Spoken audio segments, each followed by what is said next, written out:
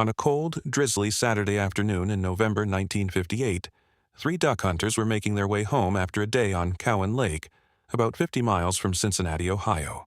They were likely tired, perhaps already thinking of warm fires and hot meals. But as they passed through the tall grass near the shoreline, they saw something that would haunt them forever. A body, burned beyond recognition, so badly charred that no one could tell at first glance whether it had once been a man or a woman. Sheriff Floyd Foote arrived on the scene and was visibly shaken. "I've been a sheriff for 22 years and have seen a lot of gruesome cases," he told reporters, "but this is the first victim I've come across that was burned like that." Scraps of charred red fabric clung to what appeared to be the head. The sheriff speculated that someone had covered the body with a blanket, doused it with gasoline, and set it ablaze. Newspapers would soon give the case a name that captured the public's imagination: the Cowan Lake torch slaying.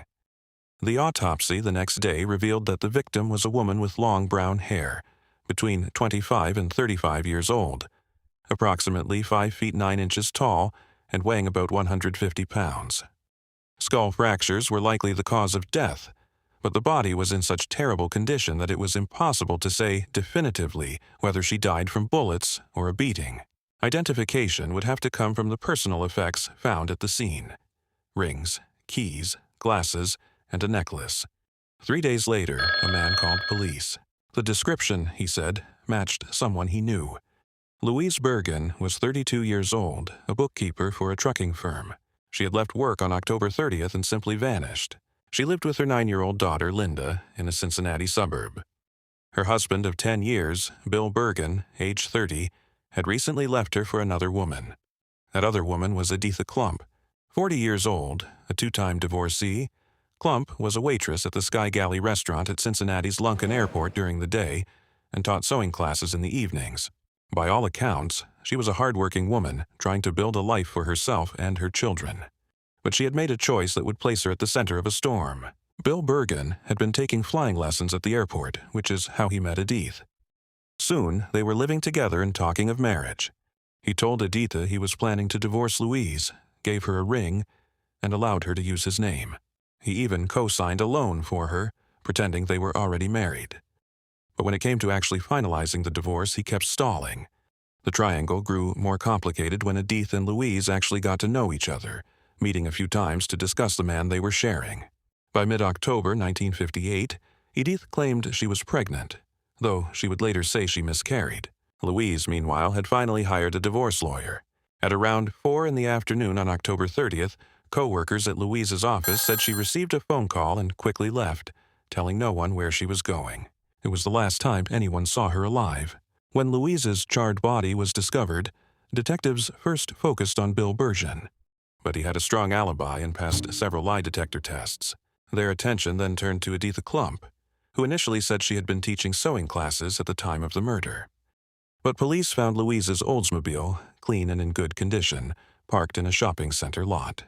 More damning, when they examined Edythe's Chevrolet, they found specks of blood all over the interior. Edythe failed a polygraph test. Confronted with the results and the blood evidence, she confessed. Her story was that the 2 women had met to talk on October 30th. Bill's pistol, which he used for target practice, was in her vehicle. Louise grabbed the gun and threatened her with it. During a struggle, Edythe said, the gun went off accidentally, shooting Louise in the head. In a panic, she stuffed the body in the trunk, where it remained overnight. The next day, she drove to Cowan Lake and set the body on fire. 3 of her children came along, she explained, because she had no one to watch them. Even her own attorney, William Foss Hopkins, a veteran of 250 murder cases, thought she was lying. Hopkins believed that Bill Bergen, whom he called this target pistol Romeo, had actually killed his wife, and that Edythe was covering for him. Her trial began in June 1959. Newspapers reported that each day she wore a different dress, all of which she had sewn herself. But her skill with a needle could not compete with the horror of the prosecution's evidence. When prosecutors projected photographs of Louise Bergen's burned corpse onto a screen, the impact on the jury was devastating. On July 3, 1959, the jury delivered its verdict, guilty of first-degree murder.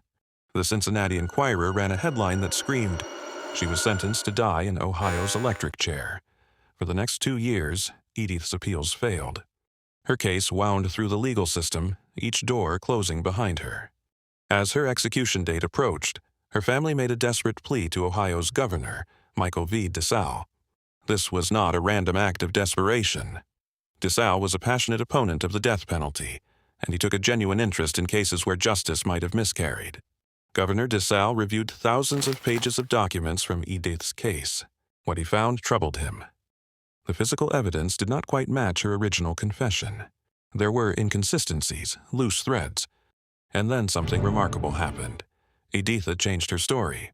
She now claimed that Bill Bergen had been present at the time of Louise's death. It was he, not she, who had accidentally pulled the trigger. They had concocted the original story together, she said, because Bill believed the court would be more lenient with a woman. He also threatened to harm her children if she ever revealed the truth. She placed the scene of the crime at a different location. Stratton Drive, a secluded side street in Anderson Township, not the location she had originally described. Then came evidence that seemed to corroborate her new account. At the police station, investigators found items that had been collected at the time of the murder, but never connected to the case because Edythe's original confession had placed the crime across town. Part of a necklace, the other half of which had been found on Louise's body. Louise's eyeglasses, and a pair of children's shorts stained with blood. They matched the new scene she described. Governor DeSalle, still uncertain, agreed to an unusual step. It was suggested that he interview Edythe under the influence of sodium amytal, a drug commonly known as truth serum. He visited her at the Ohio Reformatory for Women in Marysville, accompanied by a doctor. There, in her prison cell, under the influence of the drug, she told her story again. What DeSalle heard convinced him. But truth serum is not the infallible truth revealer that its name suggests. Under its influence, subjects can give highly fictional accounts of past events and describe incidents that never really happened. Memories can be confabulated, shaped by suggestion, by the way questions are asked, by the desperate human need to make sense of chaos. Was Edythe Klumpp telling the truth, or was she telling a story that had become true in her own mind under the pressure of a death sentence? Governor DeSalle believed her. 2 days before her scheduled execution, he commuted her sentence to life in prison. It was an enormously controversial decision. The public was outraged. On his last day in office, January 14, 1963, DeSalle went further, commuting Edythe's sentence from first-degree murder to second-degree, making her eligible for parole. Many believed this act cost him re-election the following year. Edythe Klumpp served her time.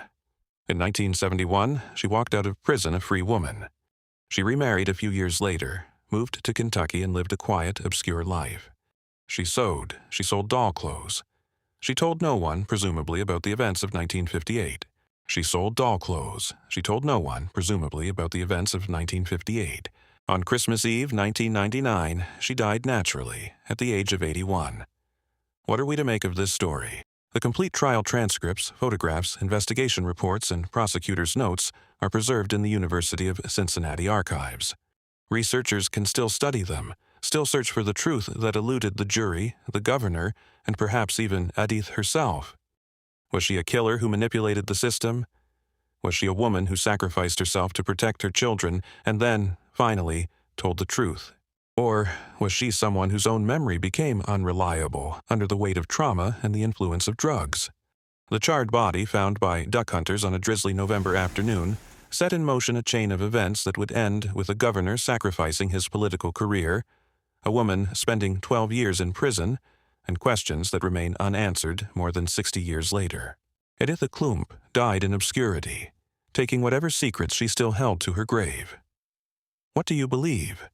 Was Edythe Klumpp a murderer who deceived a governor, or was she a woman caught in a nightmare not of her making?